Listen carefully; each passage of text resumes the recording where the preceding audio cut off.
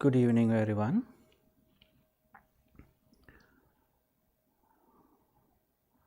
Welcome back on our Sunday evening Dhamma and meditation session.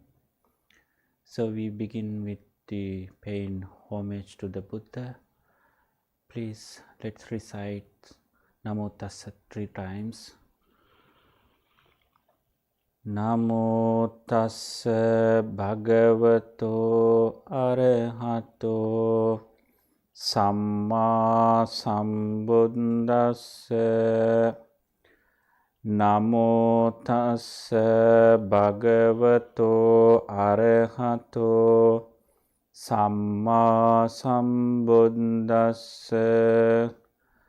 Namo Tassa Bhagavato Arahato Samma Sambuddhassa. Homage to the Worthy One, homage to the fully enlightened Buddha, homage to the Buddha, homage to the Worthy One. Sadhu, sadhu, sadhu.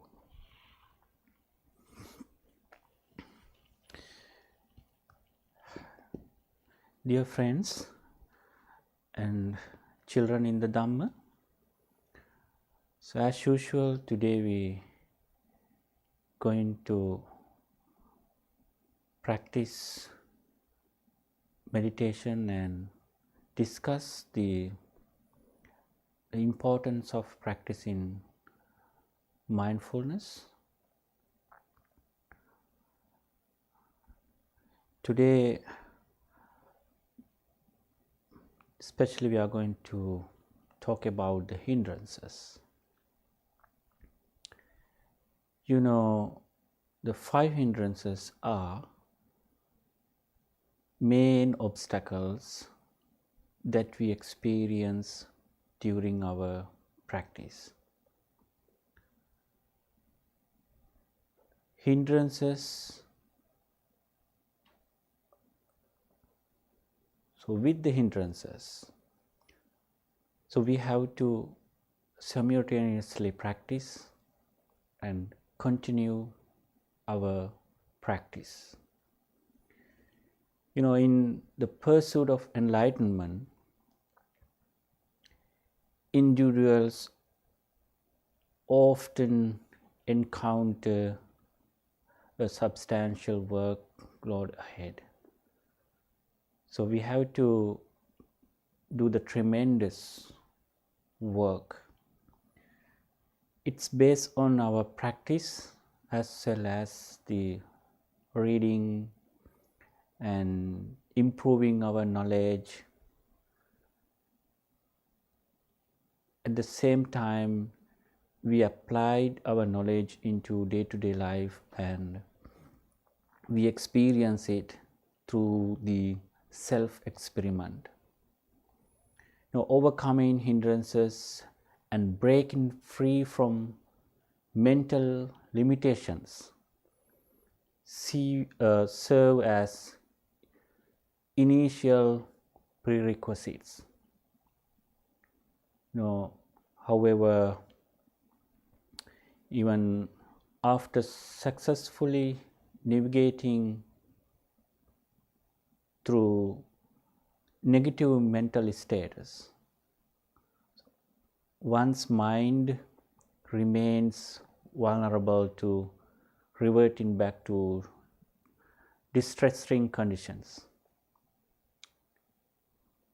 You know, during our practice, so we experience the hindrances. The hindrances The first hindrances is the sensual desire. The sensual desire means what we experience by using our senses through our eyes, ears, nose, tongue, body and mind. So many thoughts are wandering and we attach to them. Sometimes, whether it good or bad, we attach to it, and the thoughts would help to take in us different mental status. Comparable to an airplane descending into a foggy atmosphere. Once the mind has been temporarily cleared of wholesome aspects, the next crucial step involves employing skillful effort. This effort entails purposefully uplifting, invigorating, and make more exciting the mind to maintain progress on the spiritual journey. So we realize it, we know it how my mind, how my spiritual level is increasing by applying my knowledge and experiences, so that this practitioner could realize the becoming a liberated mind, feel like my mind is calm right now, so I can feel myself, my progress of my mind. The practitioner can realize, once they can reflect themselves, how I reacted before this kind of situations, this kind of stories, this kind of images. So right now, how I see it right now, based on our practice, the practitioner would analyze it in different angles. It is these are the gradually what we do, our hindrances fade away. So we become to attain an enlightenment person. As you carefully watch the pattern of fetters appearing, fading, and returning in different ways, a deep understanding grows. The strength of these fetters, which tie you to suffering, becomes clear. It means even if you sometimes overcome the temporarily, the underlying habits that creates these fetters remain, trapping you again and again. You realize you are carrying a self-made prison within you. The Buddha gave us or teach us to break our own prison. This is called the unconditional happiness. So conditional happiness, that what we experience in our day-to-day life, is temporarily, and mind would not satisfied. That we can change our events very quickly and as we wish, but the practitioner, when you realize the real situation, the reality of your mind status through the meditation, you would definitely enjoy, definitely you would experience unconditional happiness. The unconditional happiness would never change. Unconditional happiness is always keep my mind, always we experience inner peace and calm and relaxation. As you become more mindful, you realize that negative status like greed, hatred, and confusion not only cloud your thoughts but also make your life more miserable. Your mind keeps going back to these negative patterns, and you feel trapped in a cycle of suffering because of the prison. So we are trying to break our own prison through the meditation. It means, so we see the different angles, different perspectives, different things, what we realize. So the meditation gave us the guide us to see the things as it is, to see the things as reality. Mindfulness can only temporarily help you to deal with these challenges. Temporarily means the beginner time, you would sometimes shakeable mind, some day-to-day life conflicts and some difficulties, you would realize it, you can overcome it. But our ultimate goal is to attain an enlightenment person. So therefore, we have to have overcome the hindrances. We have to overcome our sensual desire, ill will, so forth.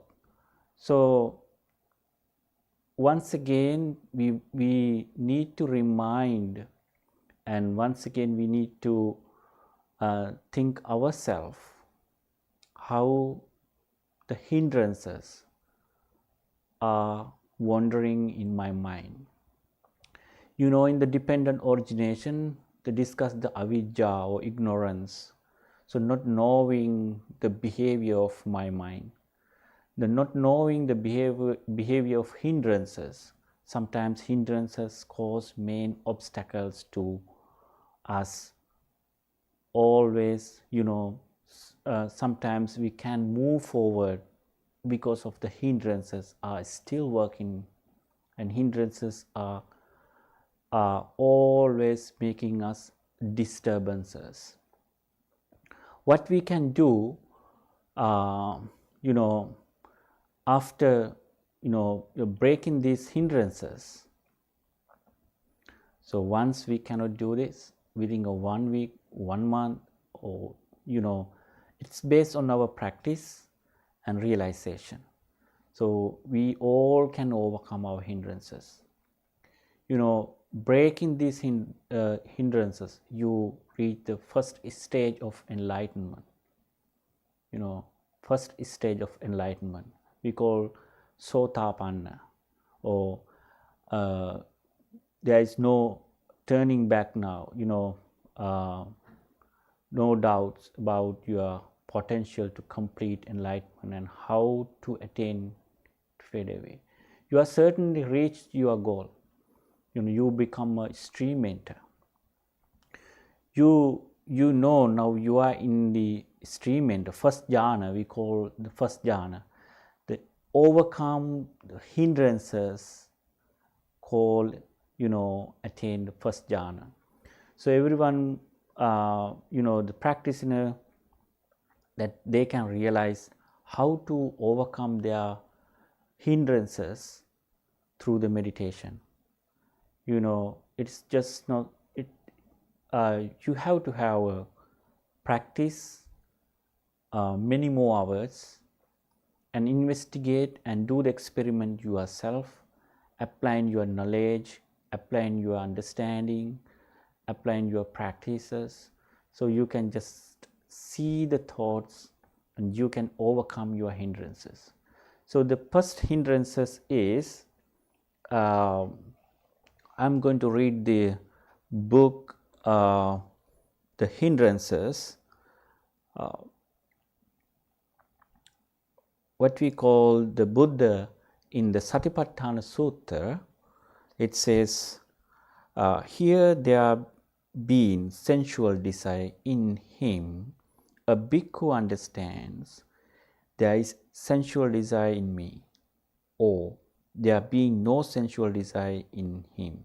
He understands there is no sensual desire in me, and he also understands how there comes to be the arising of unarising sensual desire, and how there comes to be the abandoning of arising sensual desire, and how there comes to be the future non-arising of abandoned sensual desire.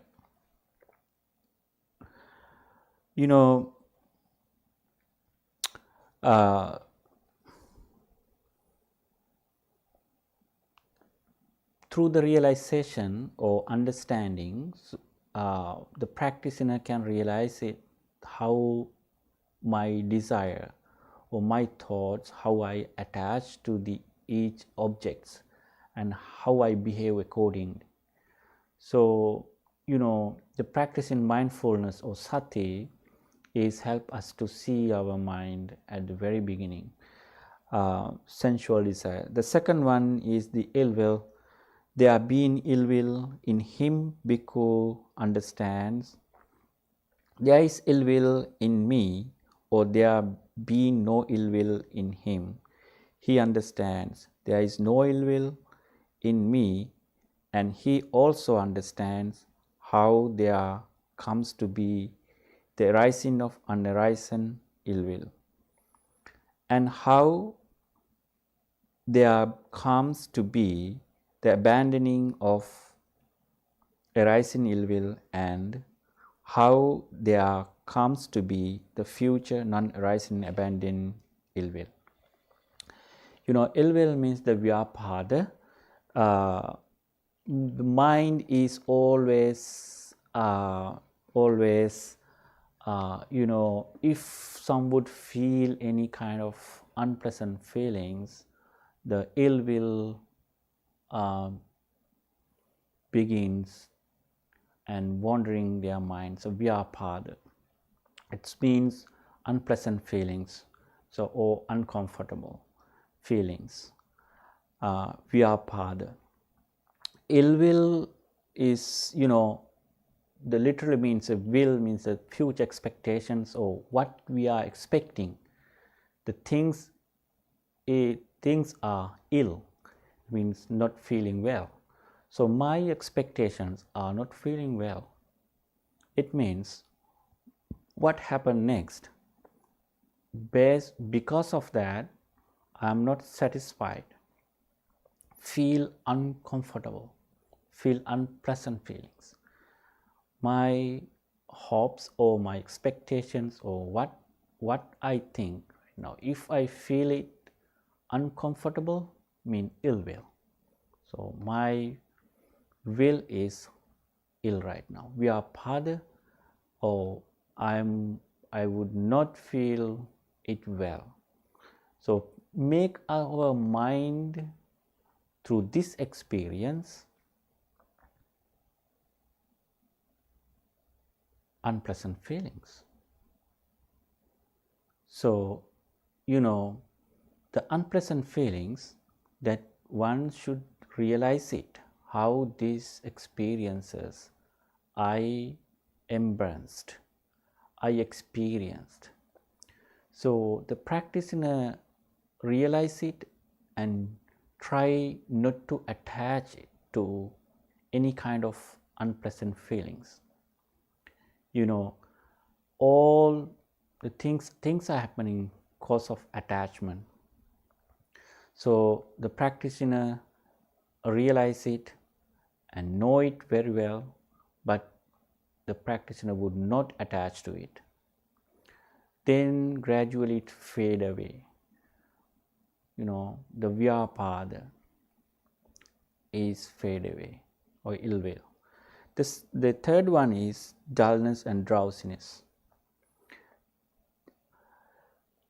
There being dullness and drowsiness in him, a bhikkhu understands, there is a dullness and drowsiness in me, or there being no dullness and drowsiness in him, he understands there is no dullness and drowsiness in me, and he also understands how there comes to be the arising of unarising dullness and drowsiness, and how there comes to be the abandoning of arising dullness and drowsiness, and how there comes to be the future non-arising of abandoned dullness and drowsiness.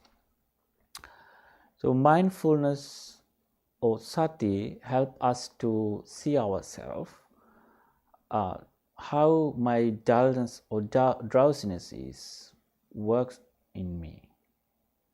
Is it still work in me? Is it appeared in me?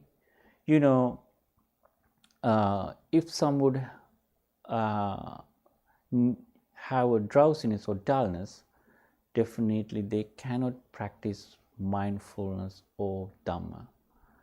The Dhamma or the mindfulness, the investigation is the self-experiment. And if you read many Dhamma books, but you would have knowledge but not the understanding. The understanding, how we gain understanding level, how we develop our understand or realization level, by practicing meditation and applying our experiences through the Dhamma and the meditation, so that once can realize it, how these are happening in me and around me. So always the practitioner remembered, my drowsiness or dullness is working me, it's still working me. So drowsiness or dullness, this mind is always seeking something kind of like the pleasantful feelings. That is why this mind need to change event to event, moment to moment, experience the different experiences. So mind is not satisfied what we therefore is seeking something different. So then the Dhamma practice or the meditation practice is based on the self-experiment, and you have to sit and you have to read and you have to apply them into day-to-day life. So this is what we do through the Dhamma practice. Then we see our own experiment, we see our own mind through this experiment. So then we can realize it, how I attach to it, how I behave according to my or accordingly, how I talk, how my verbal actions, my physical actions and mental actions. So all these behaviors or thoughts that we can see through the mindfulness. So dullness or drowsiness, if some would need to make a strong effort to overcome drowsiness. Sometimes some would have some physically not ready for the practice, or sometimes physical illness also make, sometimes some would make a drowsiness or dullness. So that is why if you get a chance, do not postpone right now. Determine to investigate yourself through the Dhamma meditation. Determine to practice right now Dhamma meditation. Determine to see right perspectives yourself right now, because it is very essential to us, because the essential things that we can postpone, but we don't know what happened in next moment, tomorrow or next week. We don't know what happened to us. So I'm not making you the pessimistic thoughts, because this is the reality of our life. This is the true nature of our life. So by understanding this true nature of our mind and the life, we should determine to practice and apply our mindful or Dhamma meditation into our day-to-day life. So dullness, so if some would have dullness or drowsiness, they cannot become enlightenment person. At least, at least we need to realize it and overcome it. So the hindrances, the third hindrance that you can overcome, the third hindrances by realizing your drowsiness and dullness mind. And the third one is the restlessness mind. There being restlessness in him, because understands there is restlessness and remorse in me, or there being no restlessness and remorse in him, he understands there is no restlessness and remorse in me, and here he also understands how there comes to be the arising of unarising restlessness and remorse, and how there comes to be the abandoning of arising restlessness and remorse, and how there comes to be the future non-arising of abandoned restlessness and remorse.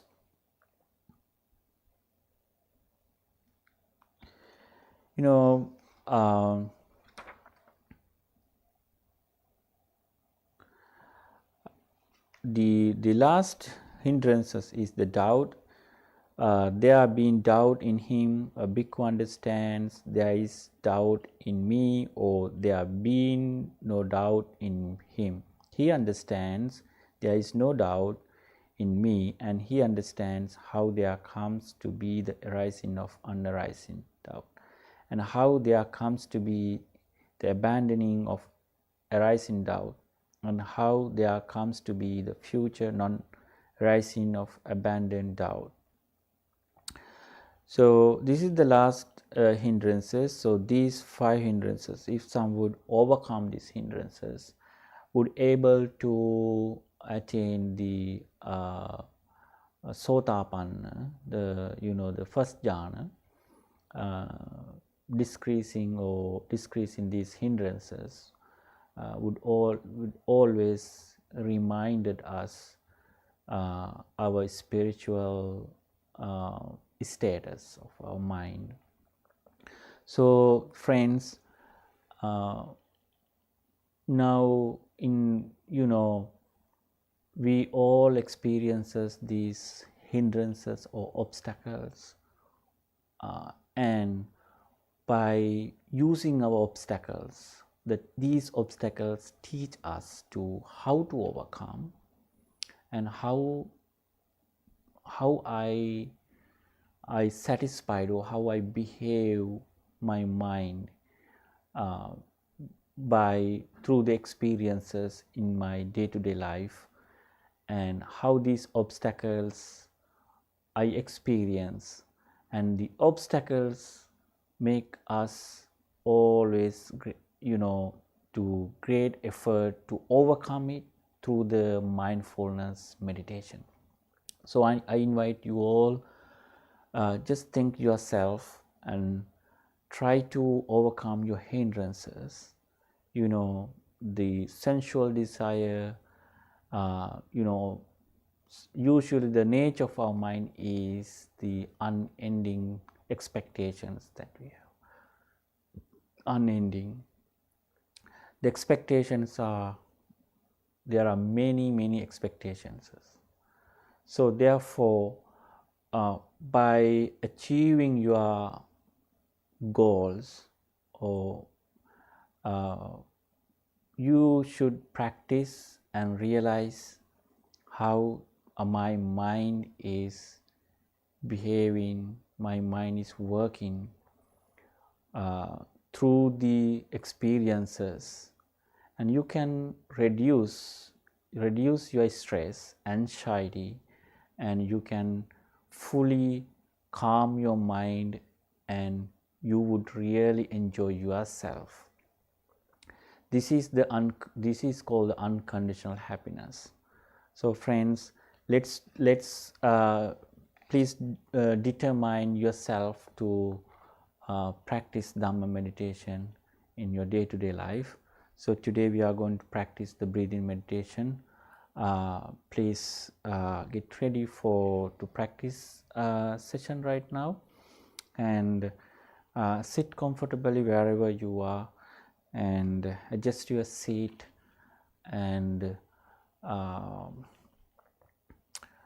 bring your mind to this moment and concentrate your body, and try to straighten your back and head, and gently close your eyes. Please pay your attention to the breath body.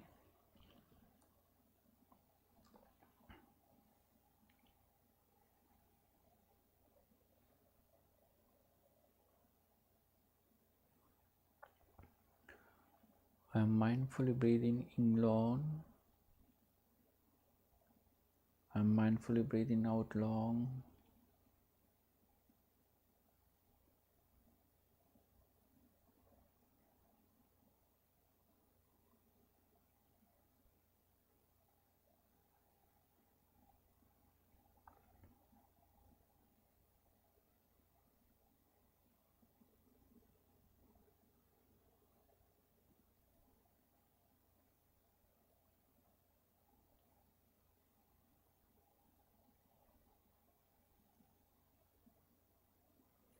Slowly and gently breath in, breath out.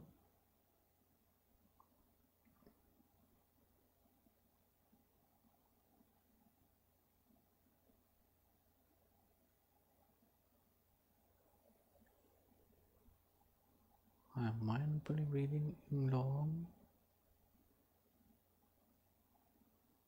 I am mindfully breathing out long.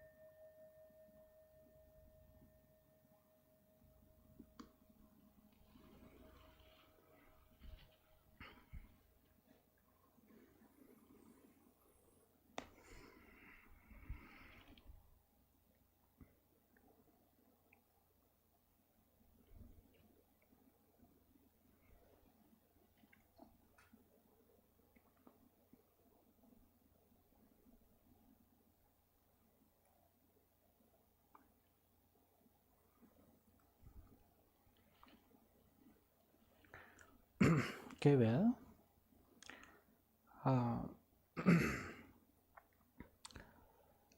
let's read the translation of the Metta Sutra.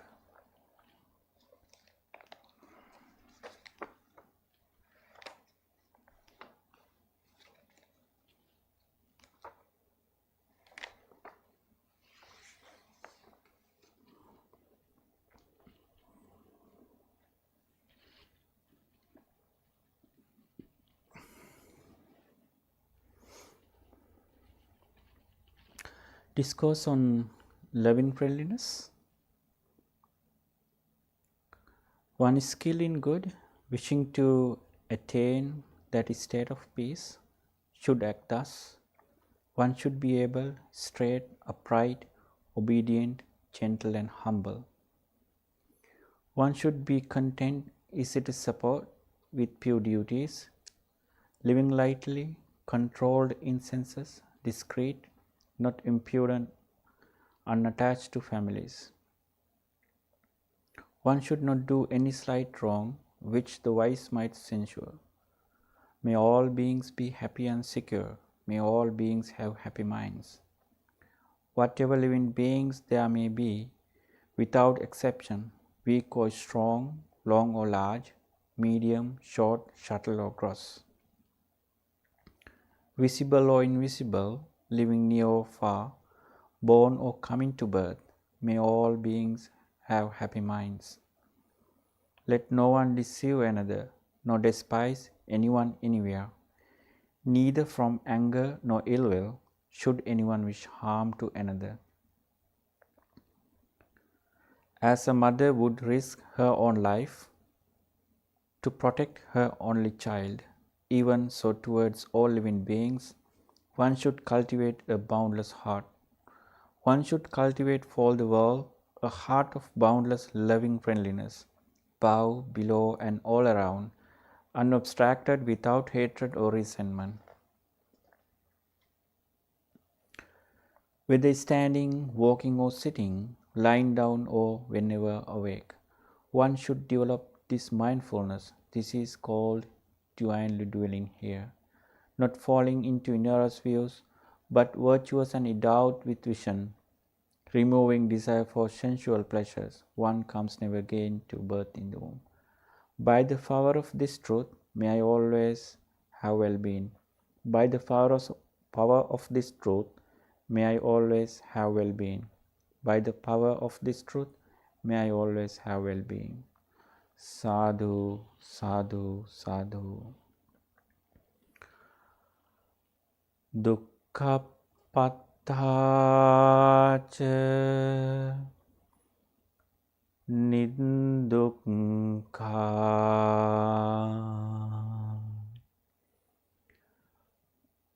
bhayapatthaca nibbaya sokapatthaca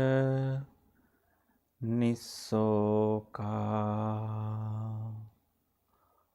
honto sabbepi panino dukkha patthaca niddukkha bhayapatthaca nibbaya sokapatthaca nissoka honto sabbepi panino dukkha patthaca niddukkha bhayapatthaca nibbaya sokapatthaca nissoka honto sabbepi panino Bhavatu sabbha mangalang Rakhantu sabbha devata Sabbha buddhanubhavena Sada sotti bhavantu te